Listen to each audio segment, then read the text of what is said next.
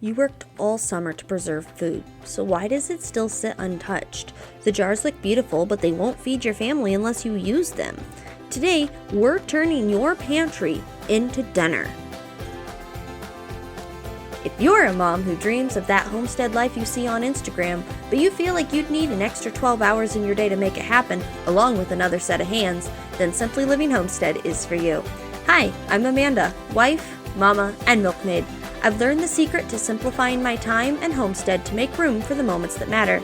If you're ready to get time back in your day, manage your home with ease, and train your children in the way they should go, grab your pitchfork and planner, friend. Let's get to work. Hey friend, would you take a few minutes to write a 5-star review on Apple Podcasts? By doing so, you would let me know just how much you were enjoying the show and help get these episodes into the ears of women who are struggling with the same things you are. Go to simplylivingHomestead.com/review or tap that review button on your Apple Podcast player.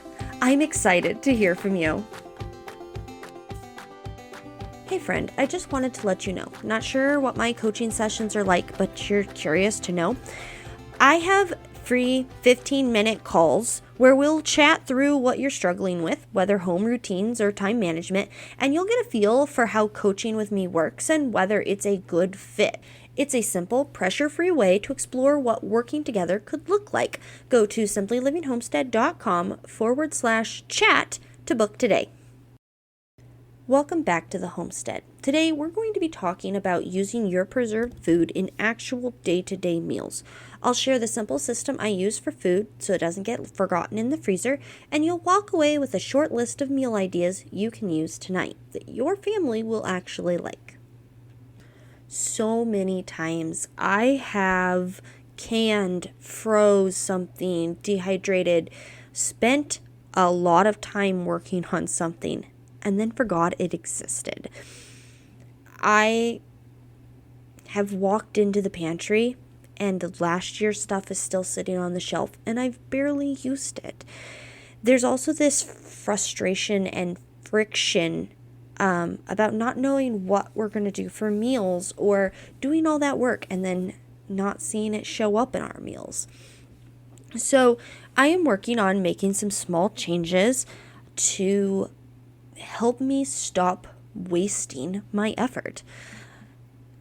A funny story that's really not funny is I did about 10 pumpkins worth of pumpkin puree this fall.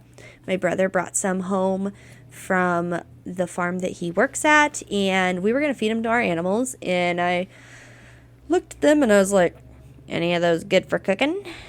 And he goes, yeah, those gray ones. So I snagged a bunch of them, and we made quite a lot of pumpkin puree. Well, when you're digging out pumpkins, what else do you get? You get pumpkin seeds. And I was like, oh, I could roast these pumpkin seeds. So I did all of the work. I did all of the work to prep my pumpkin seeds. I pulled the strings off of them. I washed them in a colander, and that took like a number of rinses to like actually get all the strings off of them. I then boiled them like I was supposed to and laid them out to dry. Okay. And once you laid them out to dry, you were then supposed to put them on trays. Like once they were like dry, you were supposed to put them on trays and roast them. Guess what I never did? I never got around to roasting them. And when I finally was like, it was like 4 or 5 days later, they were in a big bowl. And I was like, you know what? I gotta get that done. That has to happen today. And I went to do it. And they were all moldy. Like I went and dipped my hand into the bowl, and like the smell of mold was just not fun. Not fun. Anyway, if you too have done that, we're in the same boat, friend. So what about the stuff that we've done the work of and actually made it to the freezer? Let's figure out how we can actually make this into something that you're going to use. So I do a 2-part system. I did this better when I didn't have multiple extended family members that were helping with the canning process. When I was doing it by myself, I was a lot better at this. And that is one of my 2026 goals, is to get back and have this list fully created. But you want to create a pantry and a freezer stock list. And I am not necessarily saying the things that you buy from the grocery store stock list, or maybe even a meat stock list. You can do that if you want to in your freezer. I am talking about, and I'm not talking about a pantry list as in like the flour and sugar and like the things that you're going to restock on a semi-annual basis. I'm talking more about a what you preserved list. I used a note card for a long time. You can also use a clipboard that you hang on the side of your freezer. If you have your Homestead binder, it can be a binder page.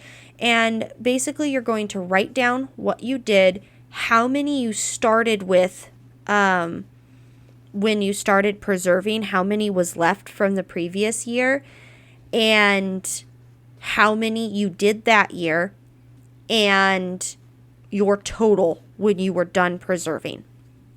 So let me go back over that. You're going to have 4 line items on this note card or a clipboard or whatever you're choosing to put it in.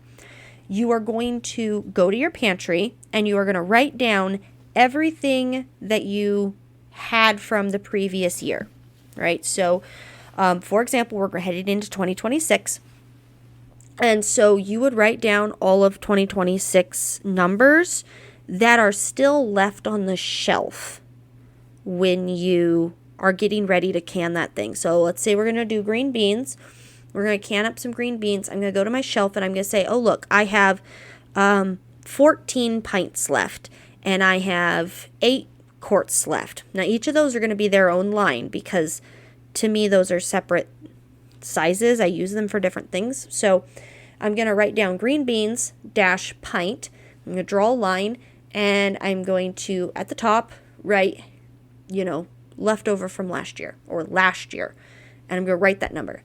And then I'm going to can all season.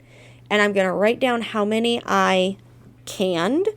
And then I am going to draw another line and I'm going to write down what my total is that I'm starting the green beans season, which isn't the same as a calendar season. It's, like green beans are done in June. So from June to June, how many did you use? Okay. You're going to keep it simple. A note card worked really well for me because they already had those predefined lines and you don't have to write a ton of information on it. And what this does is it helps you plan how much you need to make. So you're like how much you need to put up. So you're not spending so much time even putting something up when you've got a ton of it in the freezer already. Okay. The other thing is that if you keep these like in your recipe card or if your little note card is kept somewhere where you're going to see it, you will kind of have this visual of, oh yeah, I have beets in the basement. The other thing that you can keep on your freezer is like the things that are in it. If you have a smooth white freezer, you can actually write on it with wet erase or dry erase markers. The dry erase will actually eventually dry down to the point that you have to use alcohol to take it off. And if you use wet erase, basically the same thing. You just spray it with like some 90% alcohol and it'll just wipe right off. But you can use, your wet erase and write down like, I have green beans that I froze in this one, or I have, I made some pie crusts. The pie crusts are in here, or I made pizza crusts. And you can actually write down the front of your freezer what is in it. And that kind of can help too. Especially if you're sending family members to get something out of a freezer and you've got a bunch of freezers. Like, I found that to be really helpful to write, like, this holds the deer meat and the chicken, and this one holds the ground beef, and the vegetables, or, whatever. We have a very big family. We have 1, 2, 3, 4, 5, 6, 7 freezers on the property, I think. And every so often we're like, do we need another one? We've got a couple for me. We've got one that's entirely just vegetables, mostly of which is corn. And then we have a pantry, like a basement full of canned goods too. Okay, so that's just how do you kind of keep track of the stuff. Then, how are you going to make it fit into your family's meals? First thing you want to do is you want to make a short list of 5 to 10 meals that your family loves and make a note of what preserved items work well in each meal. Think about like green bean casserole is a favorite.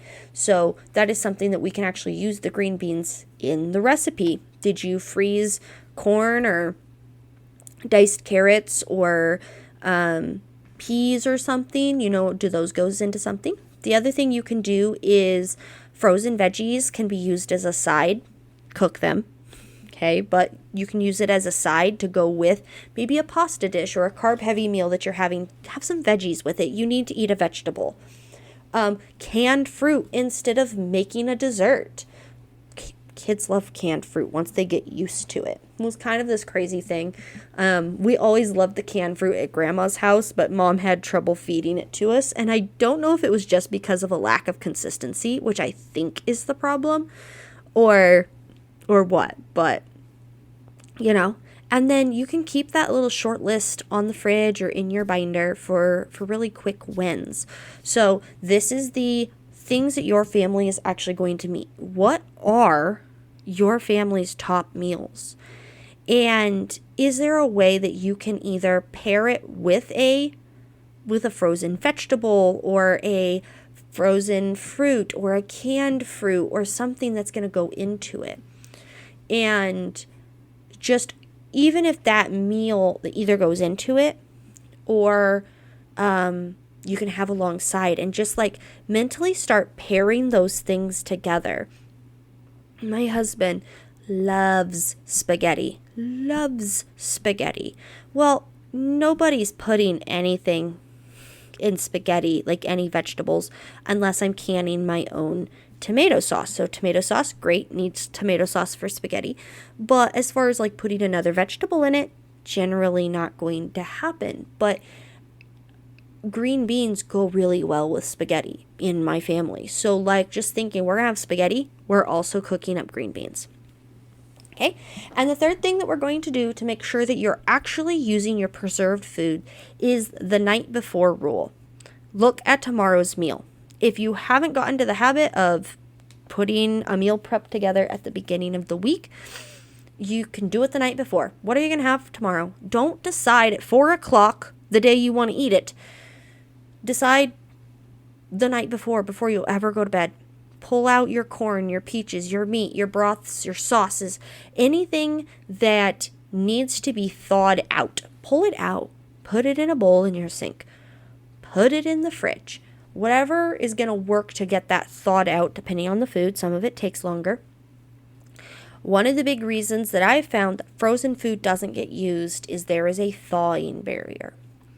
The other thing is for canned fruit or canned food of any kind that I have personally found to be a barrier for us is even though I literally just have to walk down the stairs and get it, sometimes it's too much than wanting to go get it. Like I'll just not serve at this meal. So another thing that you can do if that happens to be a barrier is to bring a few of the jars upstairs. If your pantry is farther away from your kitchen, bring them upstairs and put them in with the rest of your foods. Put them somewhere where you can get to them. And then when you go shopping, shop your pantry and bring some of them up so that you can reach for them and use them sooner. You've already done the hard work. Preserving the food. Now it's just learning to make it part of real life. Visibility, simple meals, a little prep, and you can remember to use the food in your pantry. Today, choose one preserved item, a jar or a freezer bag, and plan a meal around it for tomorrow. Then share it in the community what you made and how it went so you can inspire everyone to use the things in their pantry too. If you could leave us a Apple review, that would be amazing to start the new year out. It truly helps the podcast grow. It tells the podcast players that this podcast is worth listening to. It really isn't going to take a whole lot of your time, and we would be thrilled to see your review pop up. And if you want personalized help, we are booking one-on-one 1-hour coaching calls or 15-minute free calls to test the water and see if we're a good fit. So the links for all of those things are down in the description. You should feel empowered, not overwhelmed, when you open your pantry. We'll see you next week. Hey neighbor, I hope you enjoyed today's episode. If so, would you take 30 seconds and share this episode with a friend who is knee-deep in their own homestead? Also, please leave me a rating or a review on Apple Podcasts. It thrills me to know that this podcast is helping you. Keep watching those sunsets, friend. I'll meet you back here on the homestead soon for another episode. See ya!